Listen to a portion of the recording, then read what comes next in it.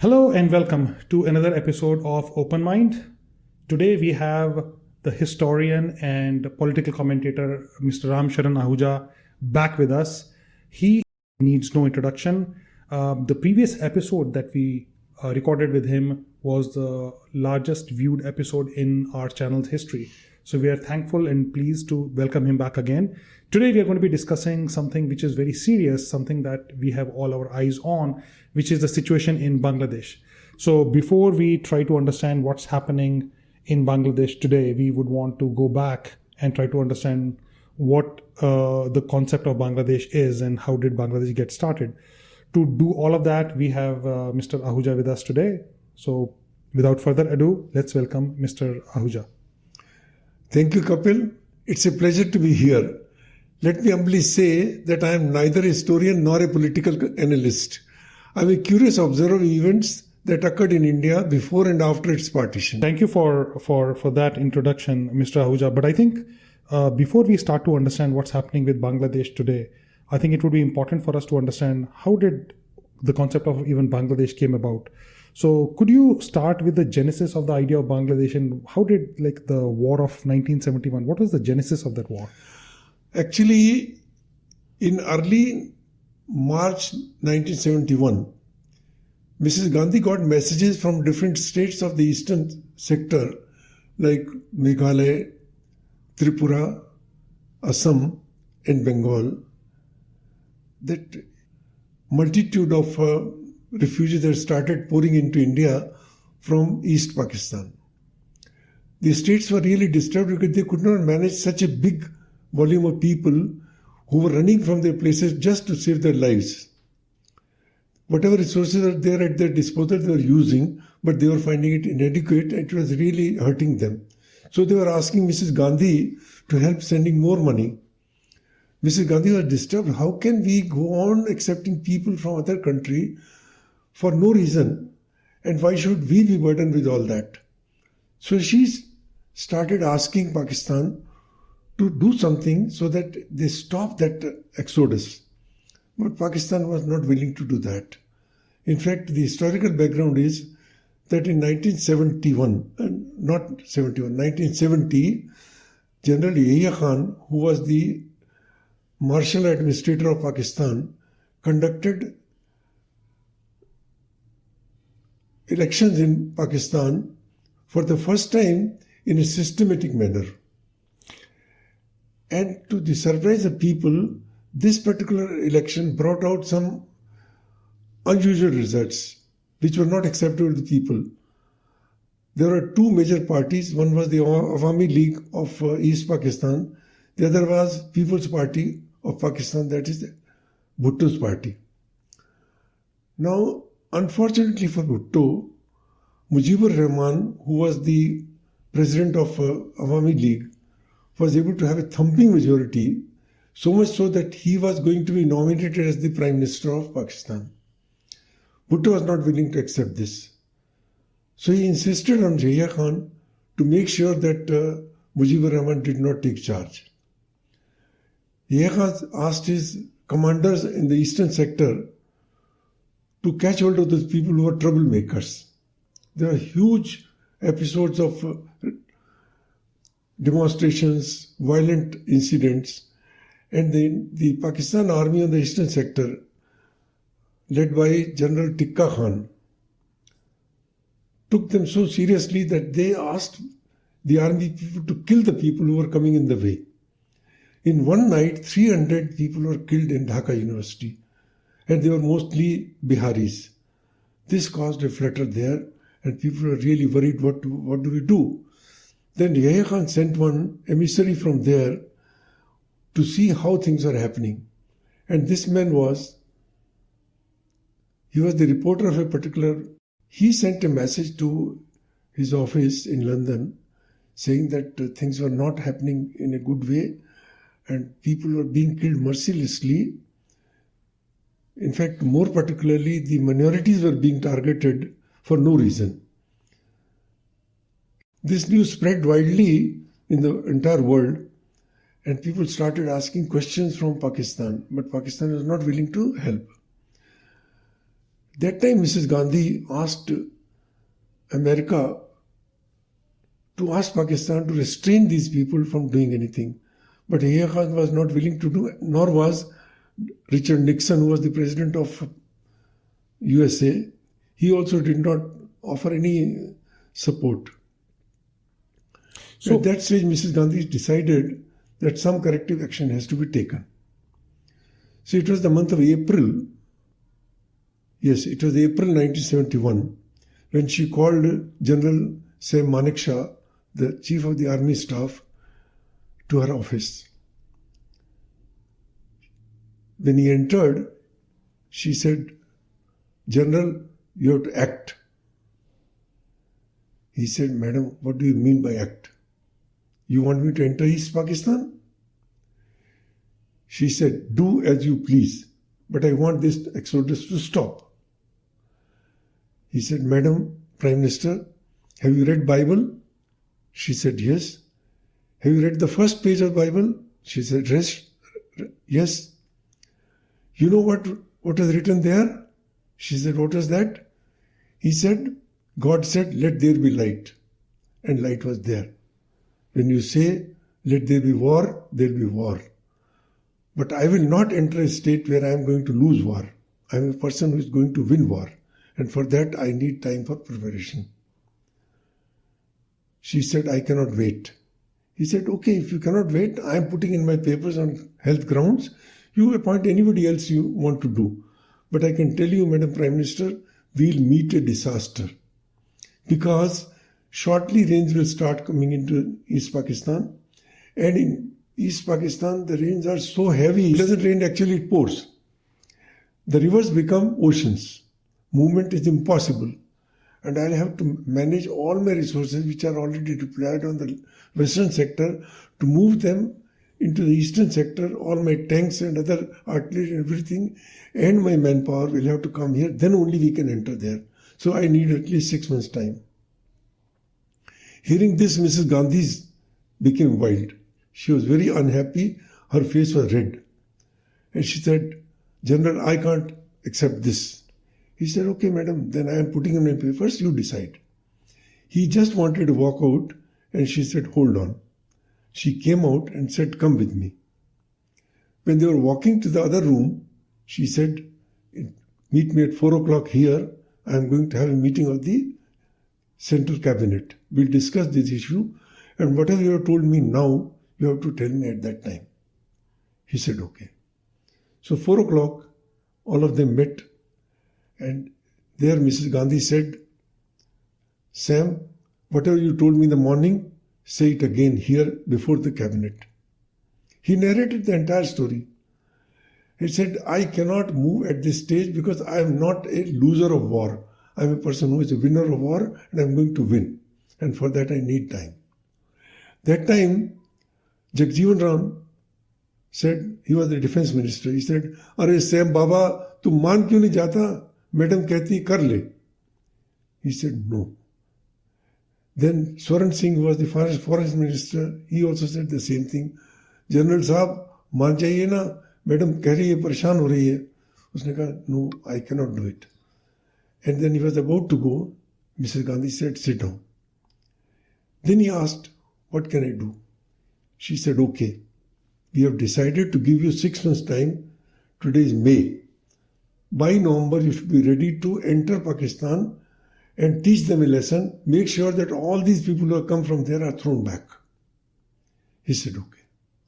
Now, with this mandate, he came out and he immediately called up his colleagues in the armed forces, that is Admiral S.N. Nanda and Air Marshal P.C. Lal, and told them, "This is what Mrs. Gandhi wants, and I want your support." They said, "Yes, but the problem is that in 1965, Army was allowed to participate, so was Air Force, but Naval forces were not allowed to enter Karachi." So Nanda said he would like to talk to Mrs. Gandhi. He said, "Okay." He met Mrs. Gandhi the next day and said, "Madam, I am told you are going to declare war on Pakistan." She said, "Yes." "What should I do?" She said, "What do you mean?" "War means war. He just got up and said, "Okay, madam, I am going." She said, "What do you mean?" "Madam, I got the answer of my question. I remember in 1965 we were told not to enter the naval waters of Pakistan, so we refrained. But now that you have given me a signal, we'll go all out." And then they left. All the three discussed the entire matter in detail and had their strategies planned. How do we go about it?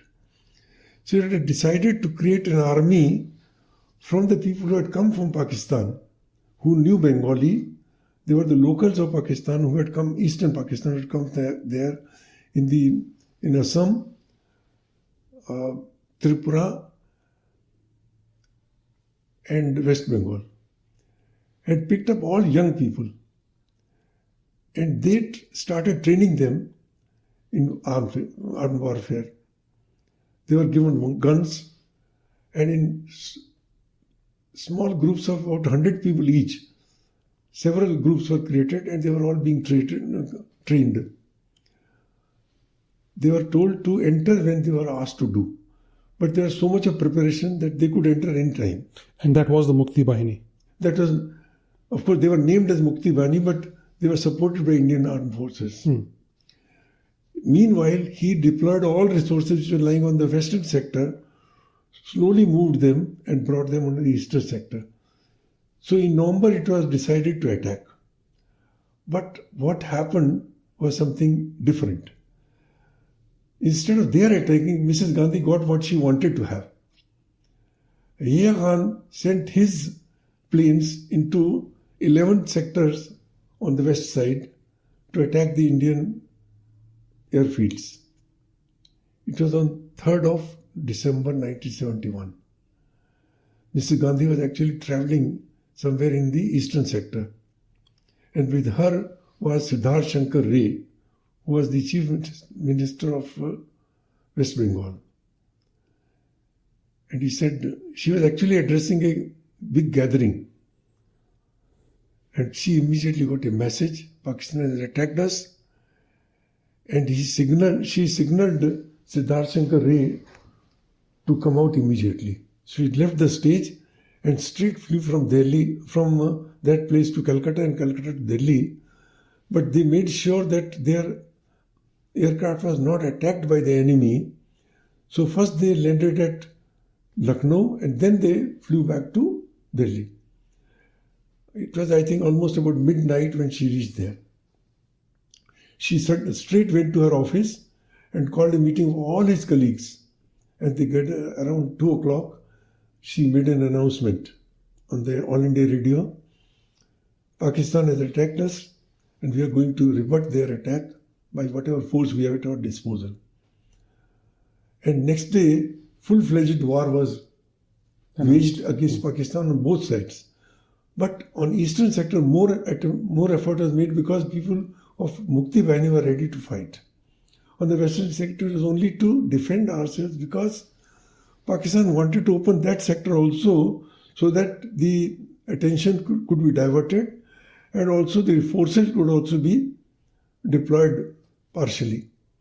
So tell me something about we talked about, the Operation Searchlight you mentioned, right, which was undertaken by Pakistan, which caused a lot of migration and refugees to come to India.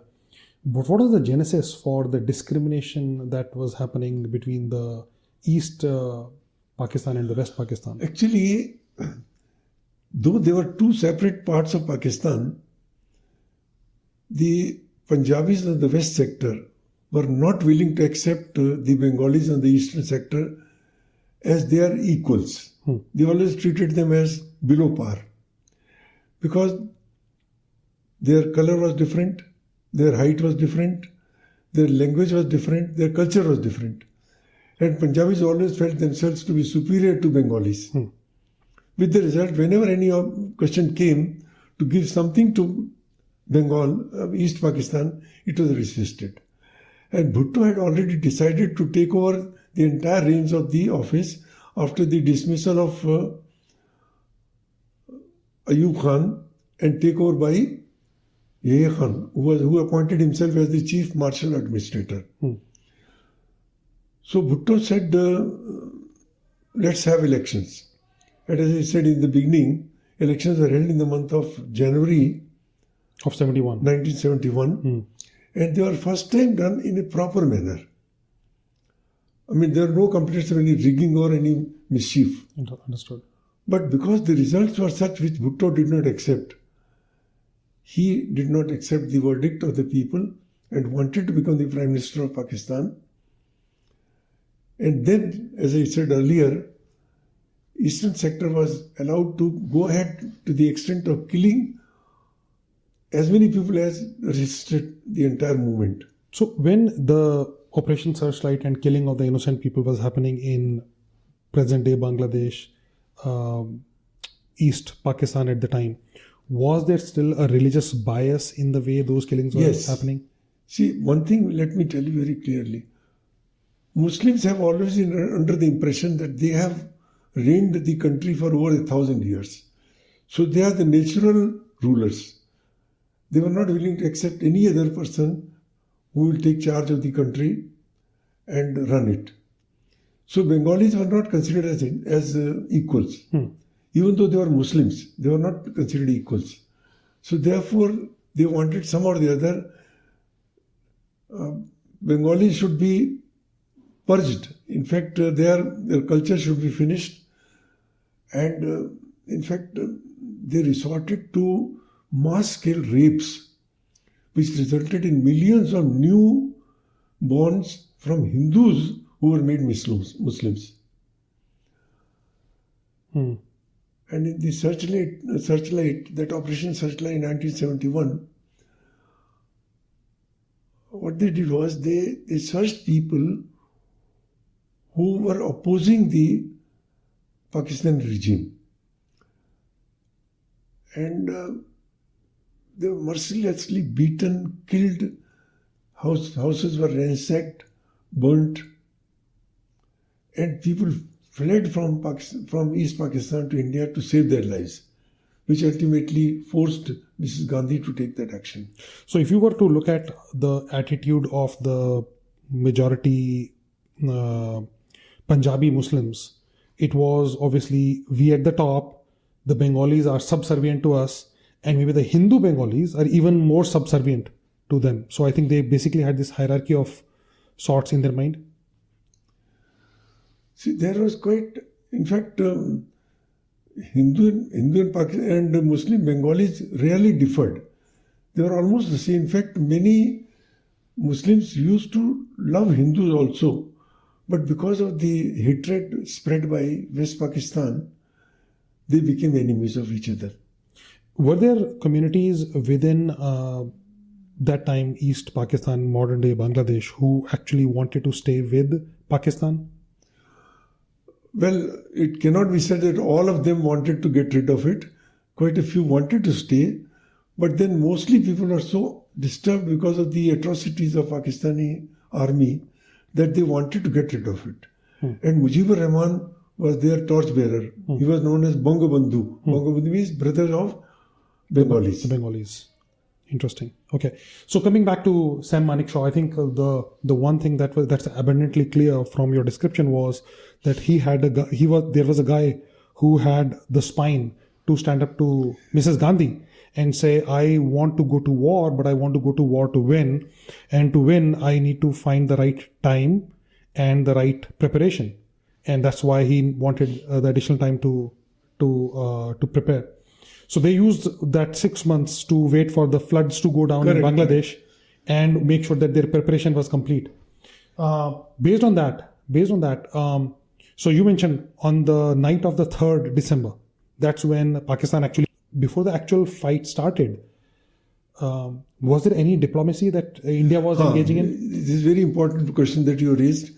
Actually, in between that period of about 6 months, Mrs. Gandhi sent her emissaries to different countries and herself also traveled to several countries to put her viewpoint before the other nations, asking them to support India's cause.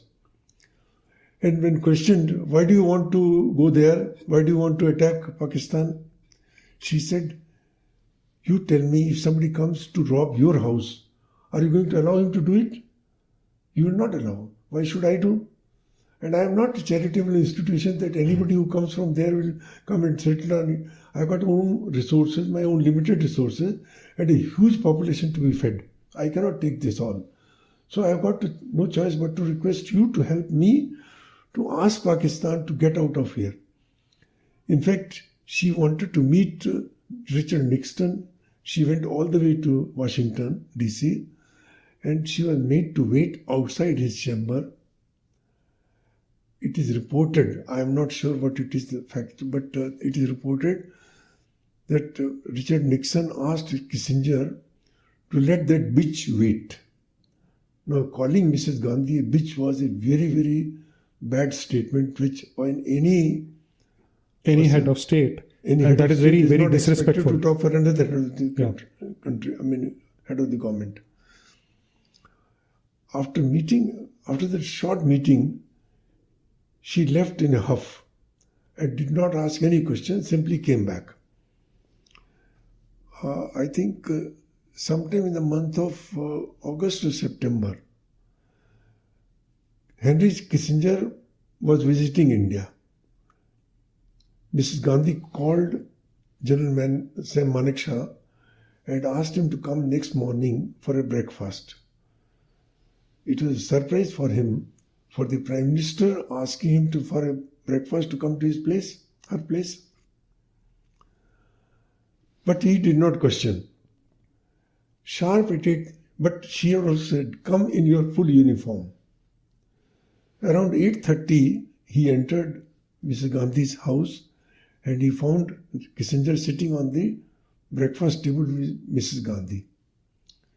She entered and she asked him to sit down and have breakfast. During the breakfast, he addressed Kissinger and asked him, "Will you please ask President Nixon to use his good offices to ask Pakistan to behave?" Nixon was not willing to say yes or no.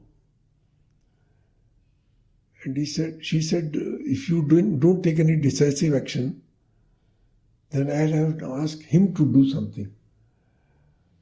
Nixon was shocked. Kissinger was shocked to hear this, that she was asking her army chief to act. In the absence of US taking any decisive action. This gave the message to General Manekshaw. Why did she ask him to come in a full uniform? This is an anecdote which I wanted to share with you. Now, after this, despite several visits to other countries, she could not muster much support. And eventually she said, "Go ahead." And then this action happened. Luckily for India, the first attack came from Pakistan. Before we get to the attack from Pakistan, could we talk about the diplomacy that we did before the war with Soviet Union? Yes. In the month of August 1971, Mrs. Gandhi went to Russia. At that time it was known as USSR. And she reminded, in my book,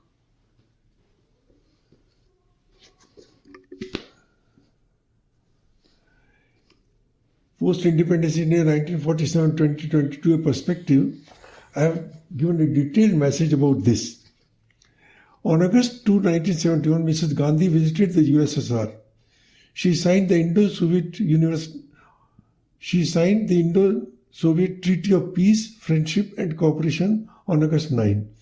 This treaty specified mutual strategic cooperation between the two countries for 20 years and assured full support of all kinds, including military and economical support, in the event of either of them facing a challenge from a third country. Which is so smart, very timely, right? She could foresee what was going to happen, and she could also foresee the role of America on this. So to counter that, US coming to the support of Pakistan, she wanted USSR to be on her side. Yes. And she was able to play that game pretty smartly in time. For 20 years. For 20 years. Yes. And making sure the treaty actually talked about military intervention and military support. Yes. And that actually came as a very strong support for her. when the war actually happened. So let's go back to the war now. I think this is very interesting. So now we have USSR almost treaty bound to support us. Yes. We have been talking about war and trying to get a lot of diplomatic support from other countries, not been able to get that. But we have given already 6 months to General Sam Manekshaw to be able to, make sure that we are prepared.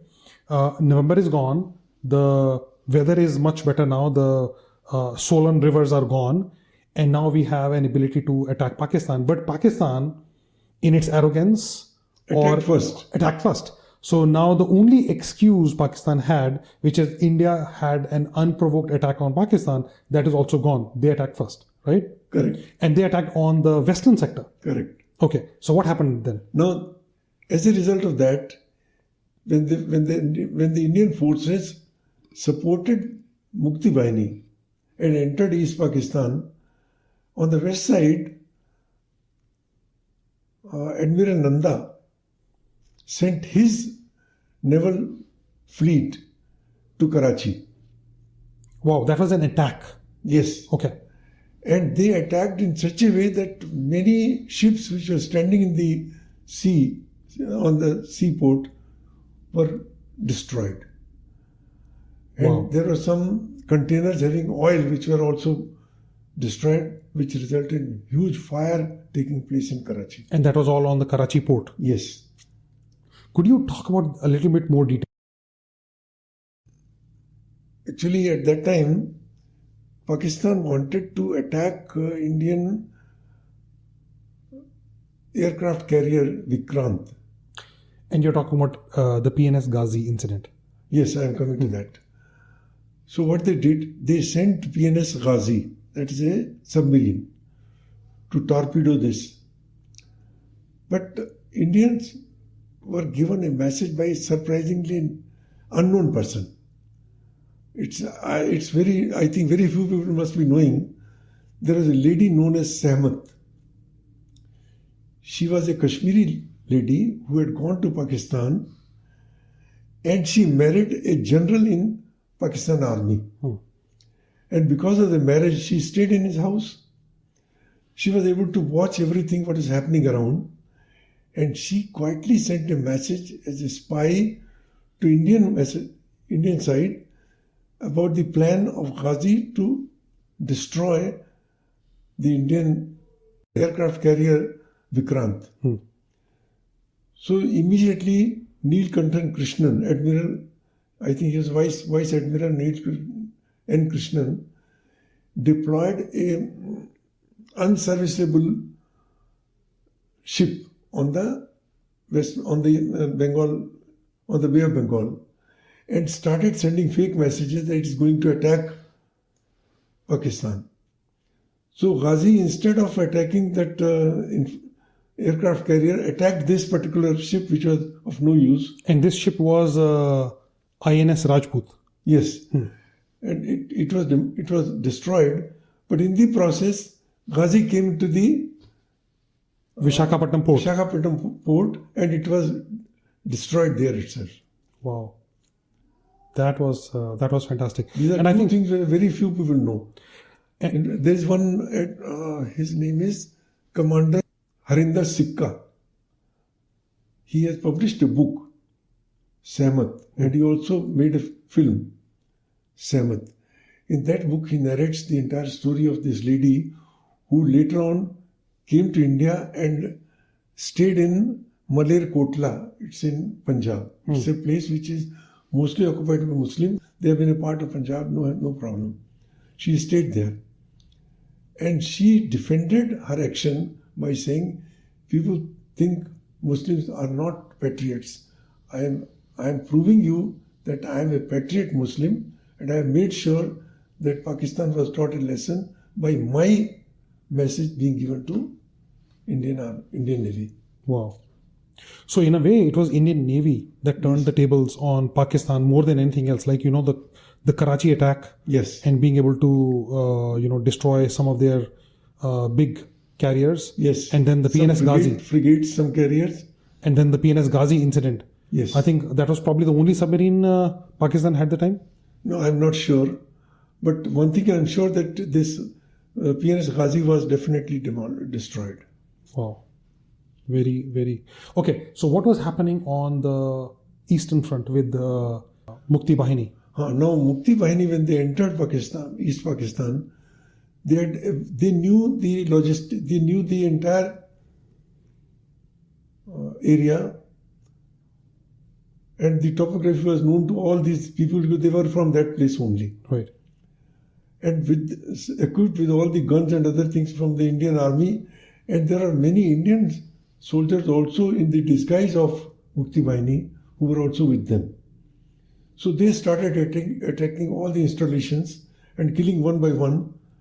Eventually, I think it was on 15th of December, I think less than 15 days, the whole thing happened. On 15th December, this army entered Dhaka. And all the army officers were in that Dhaka fort. They were surrounded and they were asked to surrender. Lieutenant General Jagjit Singh Arora, who was the GOC in C of Eastern Command, was carrying the entire operation, and he asked General A.K. Niazi to surrender, otherwise he'll be killed.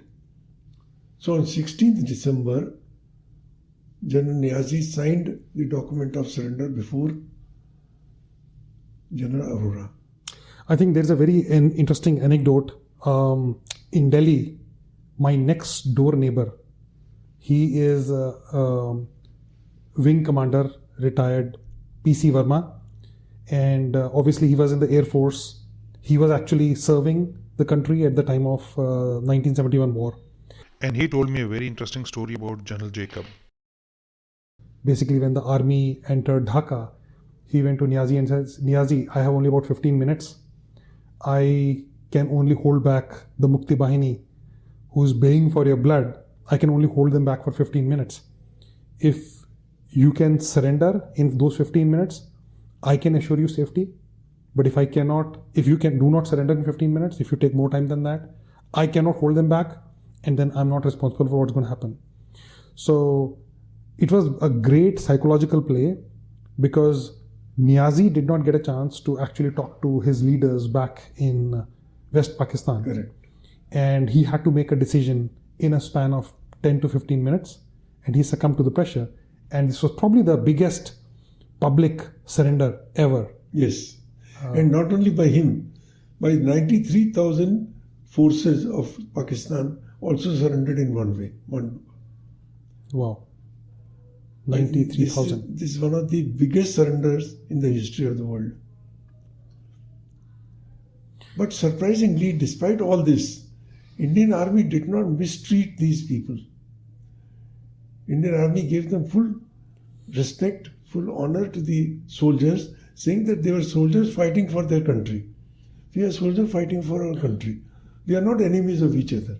I think this goes to give props to the Indian Army and Indian armed forces, right? You treat even the enemy with respect after the enemy has been defeated, and you do not go there to grab any land or area. Correct. Whatever area East Pakistan had was all given to Bangladesh. India did not keep any of that. In fact, one of the questions people ask is, when India won such a decisive victory in the creation of Bangladesh, why did India not use that, and the 93,000 soldiers who had surrendered, why did India not use that as a leverage to even settle the Kashmir issue once and for all? Now, this is a very important question which you raised. In fact, when Mrs. Gandhi met Bhutto, or I would say Bhutto came with his daughter to Shimla to meet Mrs. Gandhi, he was virtually begging her to save these 93,000 people and sign the treaty of peace. That time Mrs. Gandhi said, let us solve this issue of Kashmir also now itself. He said, Madam Prime Minister, please allow me to live.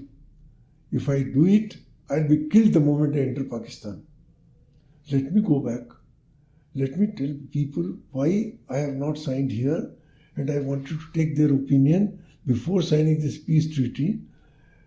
So when I go there, I'll come back and sign. We'll sort out this issue. But once having left Shimla and having gone to Pakistan, he changed his voice. He immediately said, no, I will not sign any treaty about Kashmir. Kashmir is an issue on which we'll continue to fight 1,000 years war.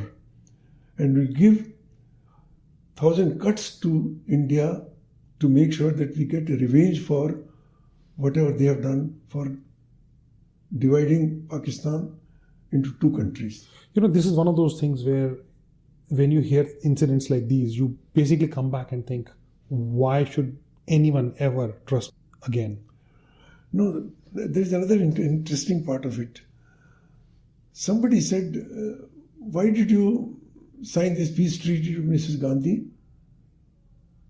You should allow those 93,000 people to stay back. He said, yes.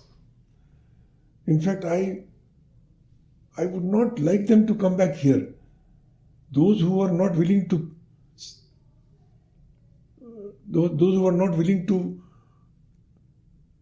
give their lives to the country, why should I bother about them? But anyway, since she is allowed, so I have bringing them back. Otherwise, they could have been killed there. I don't mind. Similarly, about Niazi also, he said, this man saved his life. He should have been killed. Why did he sign the document of surrender? I think this is one of those things, right? The Pakistan army almost always treats its soldiers as disposables, right? Even in Kargil war, there were reports that the Pakistani army men who were killed, Pakistan never came back and claimed their bodies. And some of their bodies had to be, cremated or buried in India because Pakistan never claimed them. They did not. They said they did not accept that they were there. Unfortunately, whatever Mrs. Gandhi did was with good intentions, but she forgot one thing: that she was so far fighting only one enemy. By creating Bangladesh, she did not imagine that she was going to create another enemy on the right side. That is a very interesting question. So now that brings us to kind of fast forward to the present day, right? Obviously, Bangladesh got created in December of 1971, and Sheikh Mujibur Rahman became the first Prime Minister of independent Bangladesh. What happened after that?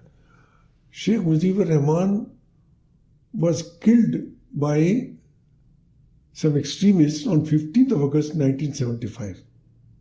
15th of August 1975. Yes, when we were celebrating Independence Day here, he was killed there by members of BNP, Bangladesh National Party, which was headed by General Zia-ul-Rahman. His name was Zia-ul-Rahman, and at that time there was Zia-ul-Haq on this side. Because Zia-ul-Haq was the person who actually hanged Bhutto. Yeah. And there is another story to that. Bhutto only appointed Zia-ul-Haq as the chief of army staff, thinking that he is a simple person, he'll be malleable, I'll be able to manage him. I'll control him. And but he became bigger he than never him. knew that he was a monster, and he would kill him. And actually, despite the intervention of many states outside the country, he did not surrender to their wishes. He actually hanged him. And he hanged Bhutto for exactly what? For some person who had been killed by somebody, but his death was attributed to Bhutto.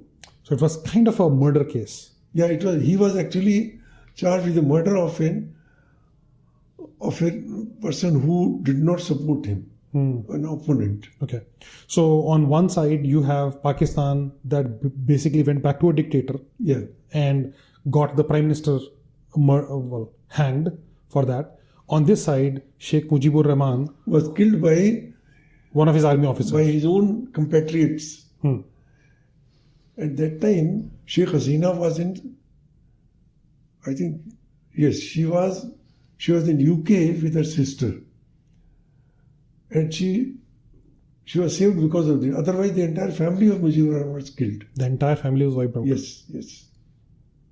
That was all on 15th August 1975. Yes, when India was celebrating. Was there a reason for choosing that 15th August? Was it like a message to India?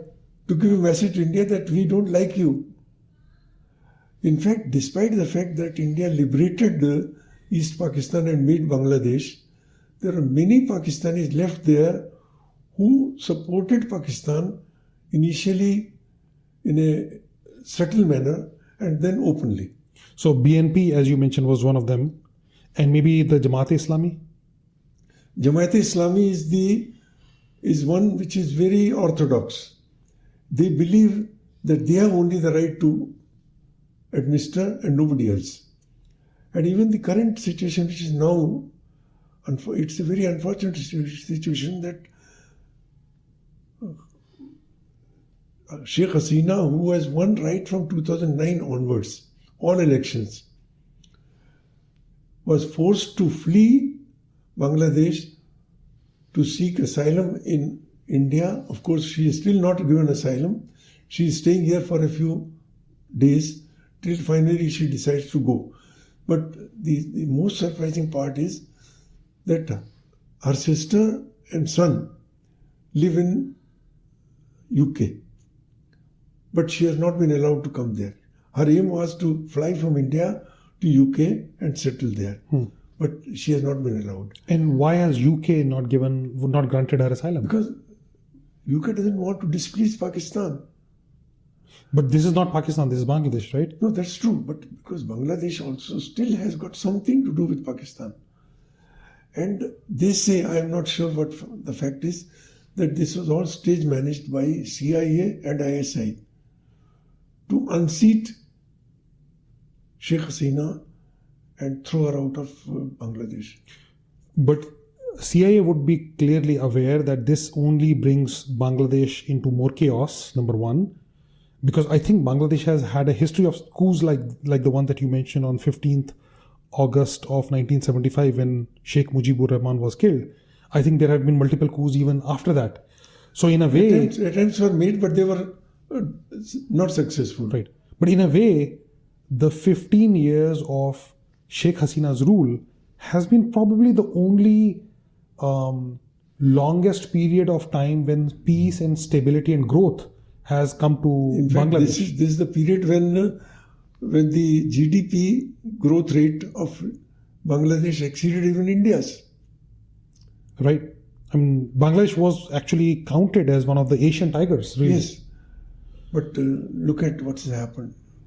So, obviously, it's pretty upsetting to see all the planning and effort and sweat and tears and valor and sacrifice of Indian government and Indian tax money, Indian soldiers, and Indian soldiers. All of that has kind of and the huge resources which we lost just because of the exodus of Bengalis from there are still millions of Bengalis of East Pakistan, now Bangladesh, who are settled in India incognito.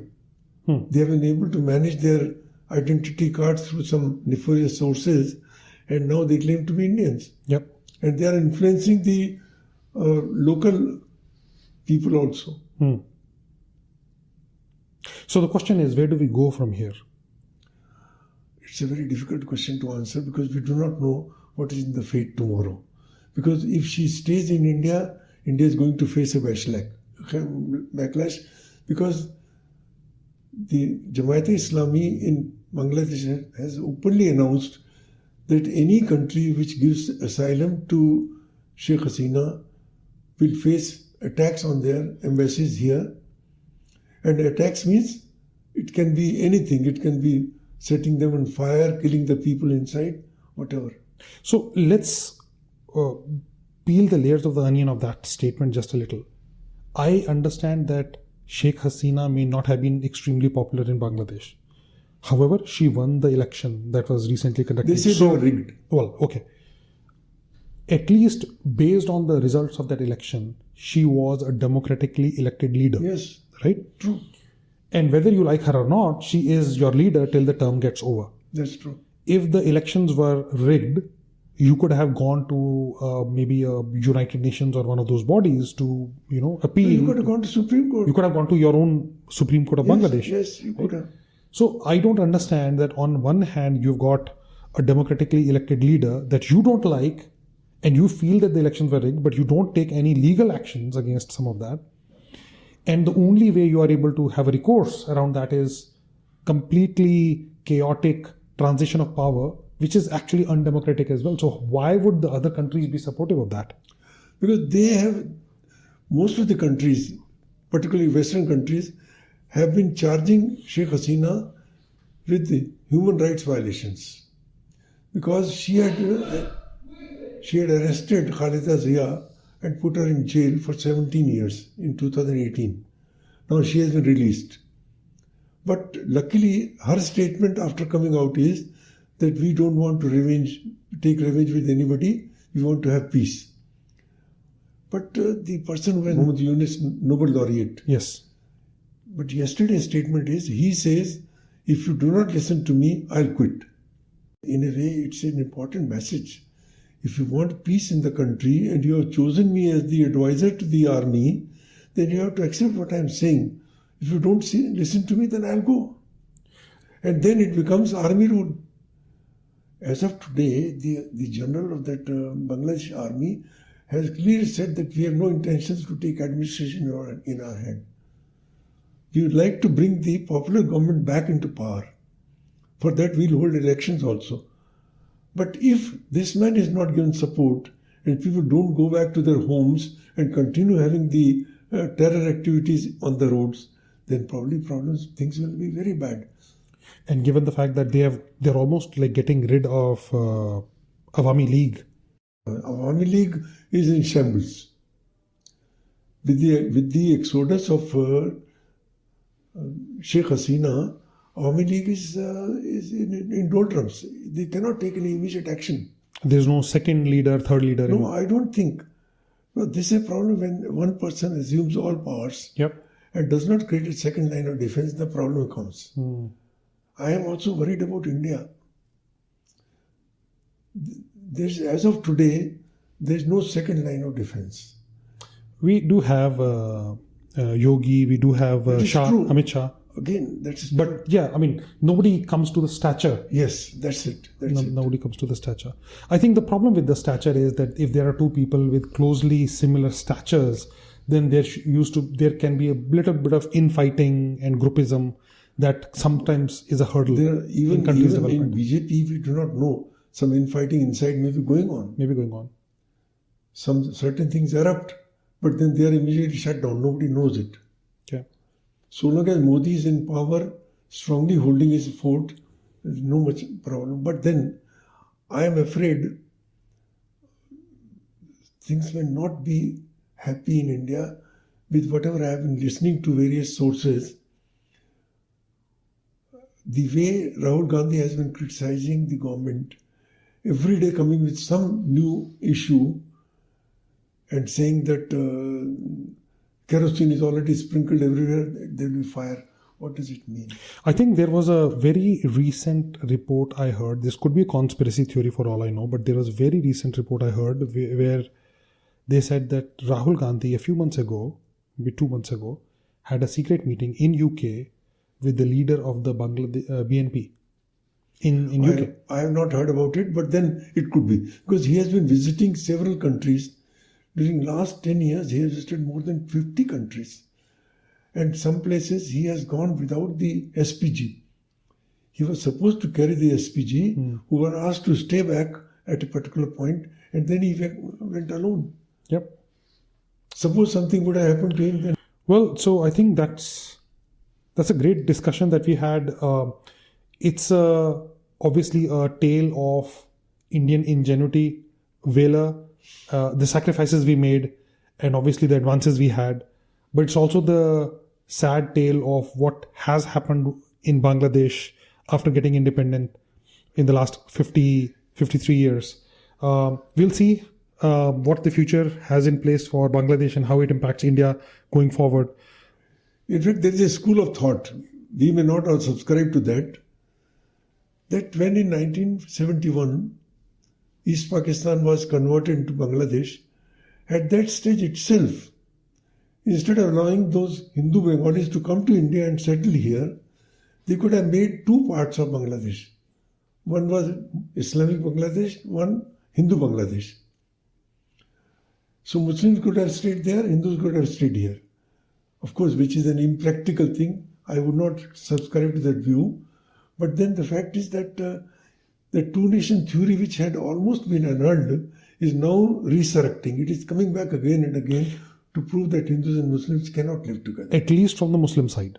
I think it was, number one, it was used for the basis of violence that happened in the partition of 1947 on the Punjab side and on the Bengal side. But it was again used in 1971. It's again being used today. Yes, right? That Operation Searchlight has not ended. Yes. It is still continuing. Yeah. And Sohrawardy was the person he was the chief minister of Bengal at that time. He openly said, kill the Hindus.